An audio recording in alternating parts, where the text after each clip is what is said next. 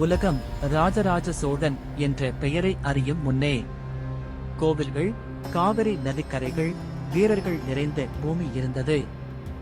அந்த நிலத்தில் பிறந்த அருள்மொழிவர்மன் இந்திய வரலாற்றில் தலை சிறந்த மன்னராக மாறினார். கவி, கலைஞர், வீரர் இவர்களுக்கெல்லாம் நடுவில் வளர்ந்தவன் அருள்மொழி.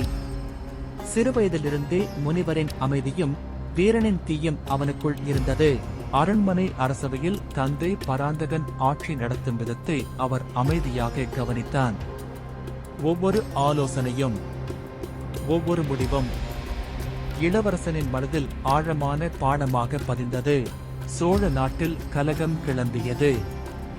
உள்ளக சண்டைகள், எல்லை போராட்டங்கள். அரசு பலவீனமாகிக் கொண்டிருந்தது. ஒரு பேரரசு எவ்வளவு நொடியிலே சிதறும் என்பதை இளவரசன் கண்கூடாக கண்டான். ஒரு புயல் இரவு. அரண்மனை மேடையில் தனியாக நின்று சிதைந்த நாட்டை பார்த்தான். அந்த இரவே அவன் முடிவு செய்தான், சோழர்களை மீண்டும் மகத்துவத்திற்கு கொண்டு சேர்ப்பேன் என்று. ஆண்டுகள் கடந்து மேல் பார்த்தபடி நடந்த சிறுவன் வெற்றிகளை சுமந்து வரும் வீரராக திரும்பினார். மக்கள் மனதில் மீண்டும் நம்பிக்கை உதித்தது. கிபி 985 ஆண்டு அருள்மொழிவர்மன் ராஜராஜ சோழன் முதலாமனாக முடிசூட்டப்பட்டார். சோழர்களின் பொற்காலம் அன்றே தொடங்கியது.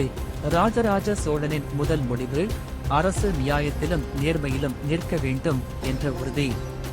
கொழுந்து முதல் கூலிக்காரன் வரை அனைவருக்கும் நலம் கிடைக்க வேண்டும் என்ற போது மக்கள் கண்ணில் கண்ணீர் வழிந்தது. மீண்டும் பேரரசை எழுப்ப அவர் படையை மறு அமைப்பு செய்தார்.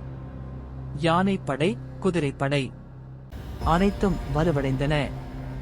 அதிலும் முக்கியமாக இந்திய வரலாற்றில் வலிமையான கடற்படையை உருவாக்கினார். ஆனால் அவரின் மிகப்பெரிய கனவு யுத்தம் இல்லை, உருவாக்கம்.